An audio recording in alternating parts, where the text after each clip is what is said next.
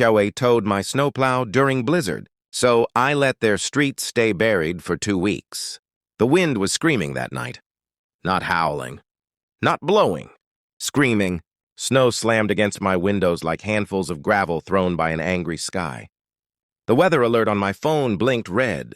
Historic blizzard warning. 18 to 24 inches expected. For most people in Pine Hollow estates, that alert meant panic. For me, it meant work.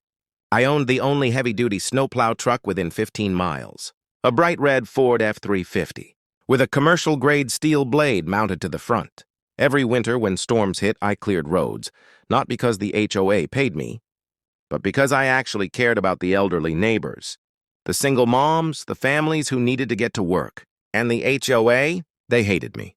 They'd fined me twice last year for commercial. Equipment visible from the street.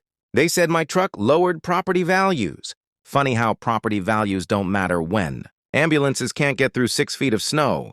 At 2:30 a.m., I was already outside, engine roaring. Headlights cutting through white chaos. Snow was piling up fast, nearly 4 inches per hour. If roads weren't cleared early, the entire subdivision would turn into a frozen prison. I cleared Maple Drive first, then Oak Court, and then halfway down Birch Lane, my phone rang. Unknown number. I answered on speaker. "Mr. Harris," a cold voice said. "This is Rebecca Caldwell, HOA president. You are operating commercial machinery during quiet hours in violation of Section 4.3. I almost laughed. "It's a blizzard," I replied. "I'm clearing roads so people don't get trapped." "You are not contracted by the HOA, she snapped. "You are creating liability issues." Liability. That word again.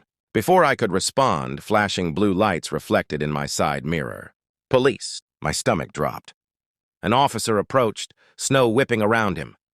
He looked uncomfortable. "Sir, we received a complaint about noise disturbance and unauthorized commercial activity."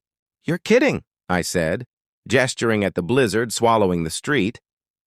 He sighed. "I know, but technically, your truck isn't registered as HOA-approved equipment." And then it got worse. A tow truck pulled up behind me. Rebecca stepped out of her SUV, wrapped in a fur-lined coat, like she was attending a winter fashion show instead of sabotaging emergency snow removal. "This vehicle is in violation," she declared.